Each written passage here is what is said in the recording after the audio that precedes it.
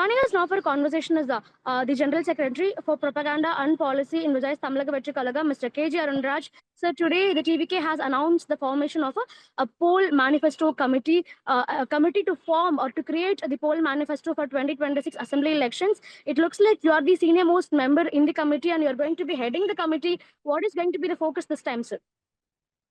At the outset, on behalf of this poll manifesto committee, we express our thanks for giving us this opportunity and keeping trust on us. With regard to manifesto, our leader has clearly outlined this vision for the state. The first and primary thing is that we have to adhere to this our core ideology of this party, which is secular social justice. So entire theme of this our manifesto will be based on this core ideology. And secondly, we believe in industrial growth. That growth should be a balanced regional growth, but that should be with a human face. That is our primary overall vision of our leader. And most importantly, one thing which our leader has repeatedly said is that the DMK, which came to power solely based on the false promises which it had made to the people during 2021 elections. I mean, I can't list it in this short span of time. Entire people of Tamil Nadu, in fact, this whole Indian people, entire country knows what all sorts of promises they made, which ultimately, even after 4.5 years, they haven't fulfilled it. So our leader has made it very clear that we have to give a promise that can be fulfilled. In fact, our leader has said that within first 6 to 10 months, we have to fulfill the promises which we make. So accordingly, we have to devise this manifesto of our party. What is going to be the plan? Like, will this committee be traveling across Tamil Nadu and holding various stakeholders? What is going to be the plan? Yeah, see, this leader has given us a mandate to travel to get the stakeholders' views. In fact, all stakeholders' views and their opinions about their feedback about this governance issues which is being faced by them. And accordingly, we'll be meeting all the stakeholders, and we are planning to travel to different parts of the state. And we are going to collect the views of the people, and it will be a people's manifesto. This manifesto will be based on a bottom-up approach. It's not that we are going to decide what is good for the people. In fact, we are going to take the people's views, and people will decide what are the salient features which will be there in this manifesto of Tamilaga Vettri Kazhagam.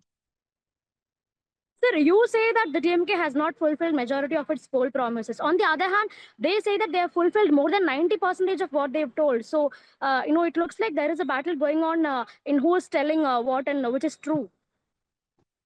See, they say 95%, 92%, 90%. They play with the numbers, but see, I'll be better. People of Tamil Nadu know better.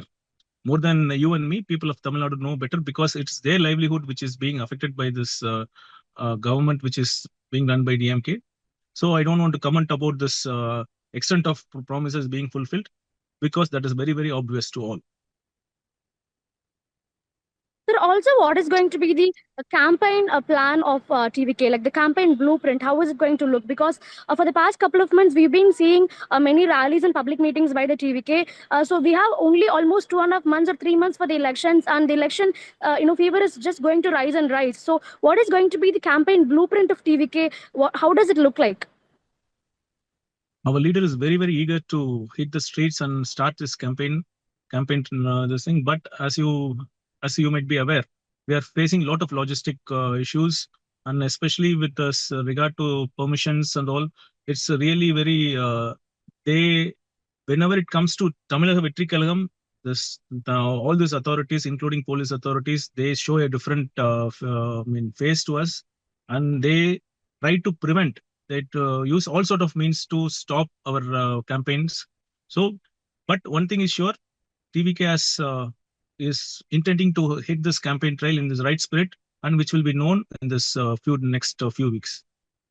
Sir, I guess recently the state government released the final SOPs for political gatherings and road shows in the state. So, do you think that now we have a clear-cut SOP for all these gatherings and events? TVK will be able to acquire permissions with ease, or will it still be a trouble for you? See, rules have always been there. But the thing is that how it is being implemented. In the case of DMK, it is that you show me the face, I'll show you the rule. That is the case that has been the experience so far. So let's see that having an SOP is one thing, but implementing it in the right spirit is a different thing, which is DMK has never done it. Let's see how it pans out.